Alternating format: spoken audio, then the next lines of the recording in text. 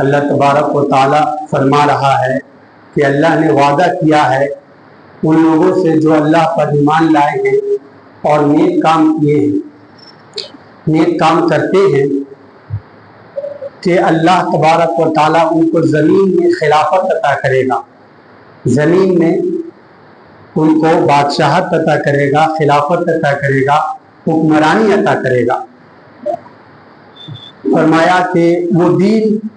جس کو اللہ نے پسند کر لیا ہے ان کے لیے اس میں جماؤ پیدا کر دے گا،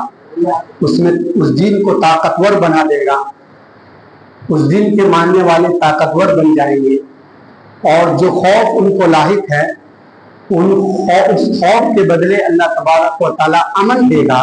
شانتی دے گا اور اطمینان قلبی عطا فرمائے گا۔ عزیزان ملت اسلامیہ، زندگی اور موت، جینا اور مرنا، اس کا تصور قرآن پاک میں جو بیان کیا ہے انتہائی سادہ، کہ زندگی اور موت کا کیا فلسفہ ہے، کیا مطلب ہے جینے کا اور کیا مطلب ہے مرنے کا۔ تو اللہ تعالیٰ نے فرمایا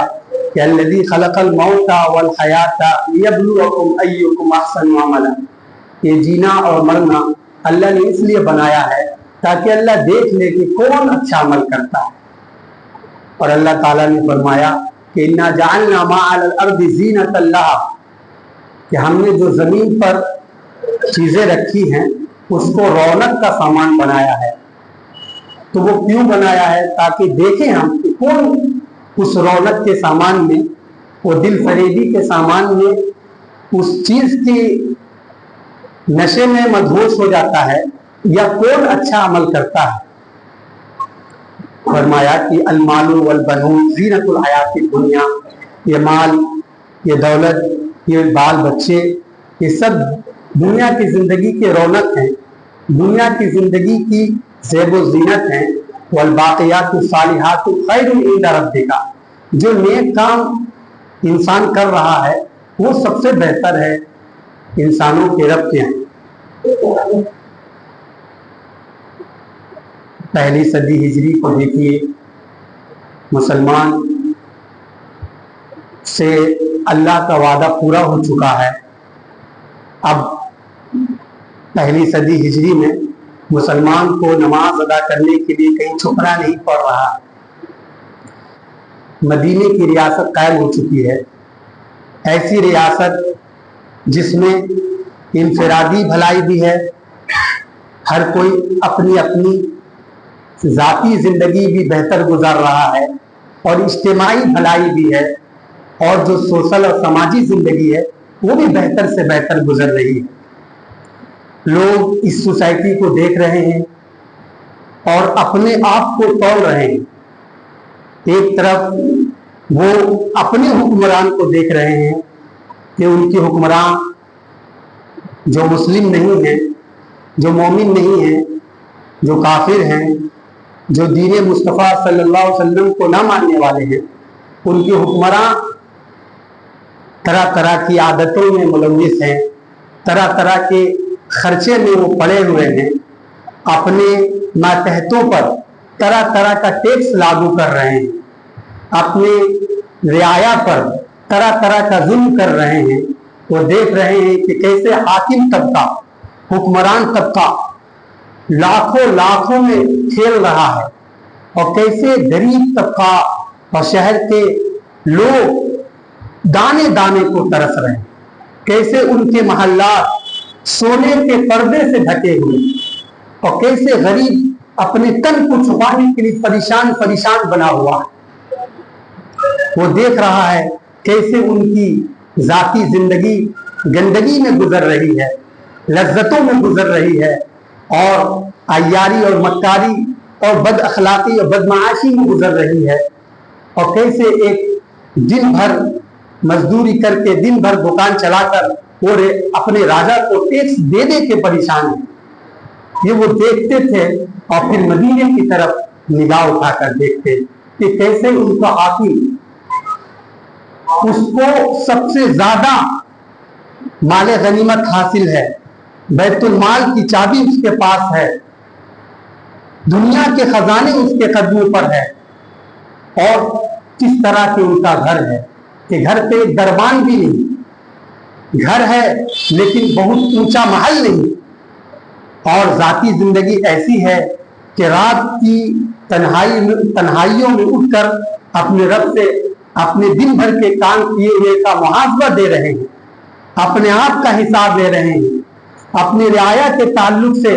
رب کے حضور یہ فریاد کر رہے ہیں کہ میرے رب مجھے آپ نے ان کا ذمہ دار بنایا ہے، ان کی ذمہ داری بہتر طریقے سے اٹھانے کی توفیق نصیب فرمائے۔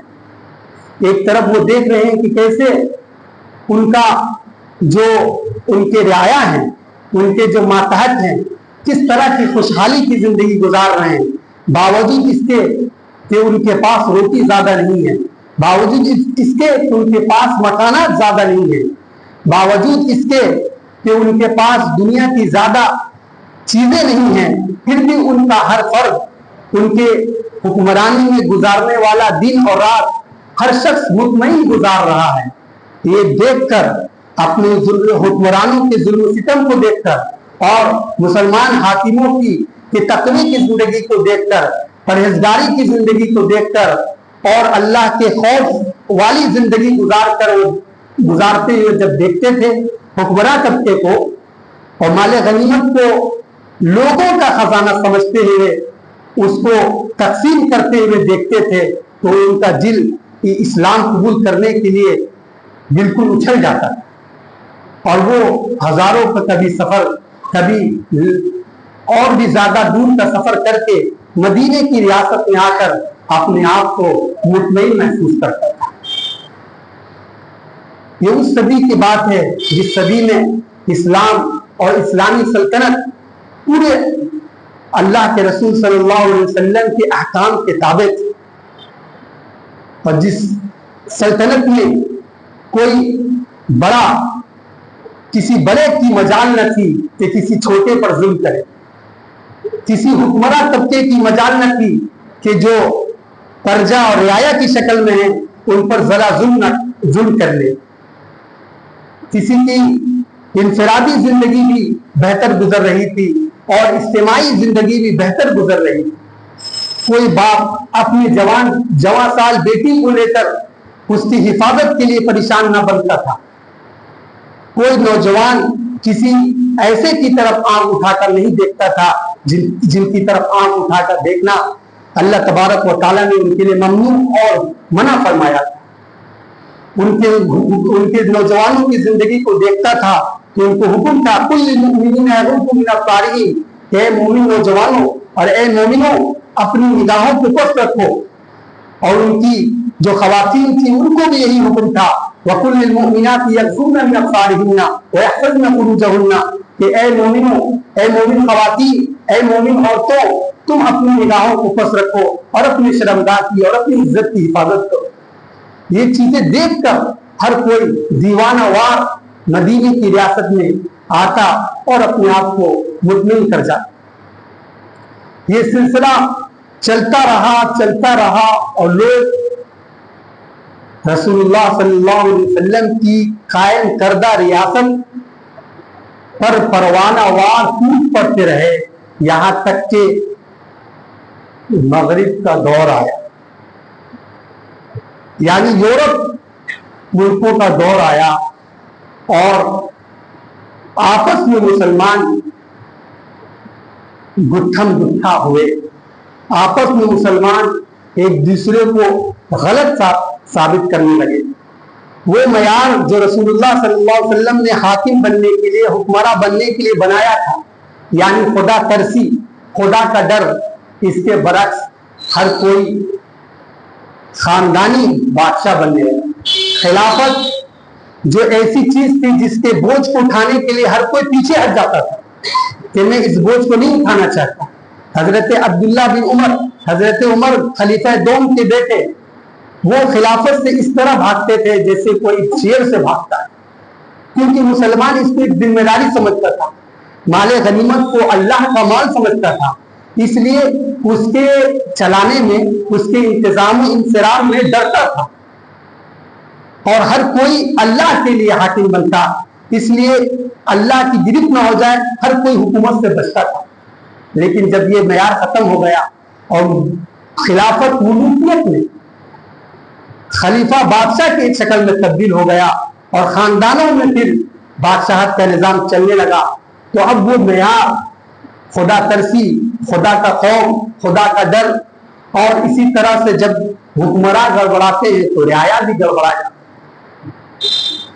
ان کی افراد بھی